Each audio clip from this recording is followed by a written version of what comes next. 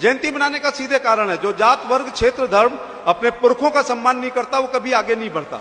और पुरखे भी ऐसे हों जिन्होंने 12,776 मंदिरों का निर्माण किया हो, पुरखे भी ऐसे हों, अगर इंग्लैंड में बच्चा रोता था तो मैम कहती थी चुप हो जा नहीं तो हुलकर आ जाएगा। हमारे पुरखे ऐसे हों जिन्होंने देश में अपने राज्य से बाहर धर्मशालाएं, मंदिर और उसका वर्णन किया हो हमारे। और ये सभी राजाओं को टूटे हुए मिले। 1192 में दुर्भाग्य से मोहम्मद गौरी ने छल से पृथ्वीराज चौहान को हरा दिया, पहला मंदिर टूटा। फिर कुतुबुद्दीन ऐबक, इल्तुतमिश, रजिया, बलबन, अलाउद्दीन खिलजी, मोहम्मद खिलजी, जलालुद्दीन खिलजी, फिर फिरोज तुगलक, मोहम्मद तुगलक, गयासुद्दीन तुगलक, फिर सिकंदर लोदी, महलो लोदी, इब्राहिम लोदी, फिर बाबर, हुमायूं, अकबर, जहांगीर, शाहजहां। आगरा के एमपी से ज्यादा कौन जानता है कि औरंगजेब ने कितने जुल्म निभाए, हूणों ने, यवनों ने, अंग्रेजों ने। यदि औरंगजेब ने भारत के सभी मंदिरों को तोड़ने का काम किया तो हमारी माता लोक माता अहिल्याबाई होलकर ने ध्येय बनाकर सारे मंदिरों को निर्माण करने का काम किया।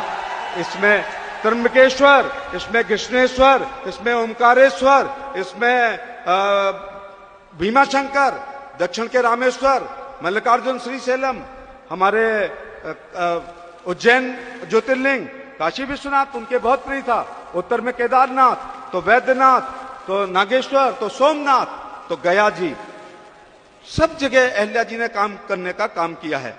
होलकरों का राज सनातन धर्म की चौकियां कहलाती थी, जिस पर आज हम लोग भी पूरी तरह काम कर रहे हैं। मैं इसलिए भी जयंती मनाने के लिए सब आप लोगों से कहूंगा कि एक तो बघेल माता, एक तो लोक माता अहिल्या को कभी बघेल माता मत बनने देना। ये हमारे साझा पुरखे हैं, राणा सांगा, राणा प्रताप, पृथ्वीराज चौहान, महाराज सूरजमल, अग्रसेन महाराज, महर्षि वाल्मीकि जी, परशुराम जी, छलकारी बाई, अवंती बाई, ये सब हमारे पुरखे हैं। इन्होंने महाराज अग्रसेन, इन लोगों ने काम किया है। हम मुख्य अतिथि जी, एक मामले में ये वंश अलग है। 1947 से पहले राजा रानी की पेट से पैदा होने वाला बड़ा बेटा राजा बनता था। एक ही वंश है जिसने तलवार से, युद्ध से, पराक्रम से, वीरता से अपने राजवंश को स्थापित किया। जो छोटे बच्चे हैं, इतिहास नहीं पता है, एक लड़का भेड़ें चरा रहा था, सेनापति गुजर रहा था, लड़के ने ऊपर से पत्थर मारा, सेनापति का सिर फूट गया। लड़के को पकड़ के बुलाया गया, तूने क्यों मारा है? उसने कहा, मैंने तुम्हें मुगल समझ के मारा है क्योंकि तुमने संभाजी महाराज की हत्या की है। उसने कहा, नहीं, हम तो मुगल नहीं है, हम तो पेशवा हैं, माफी मांग। लड़के ने कहा, माफी नहीं मांगेंगे, चाहे मुगल हो या पेशवा हो। ऐसे जवाब से गर्दन कट जाती है या सम्मान मिलता है। ये पाल बघेल धनगर समाज की इतिहास की नींव की पहली ईंट उस लड़के ने रख दी।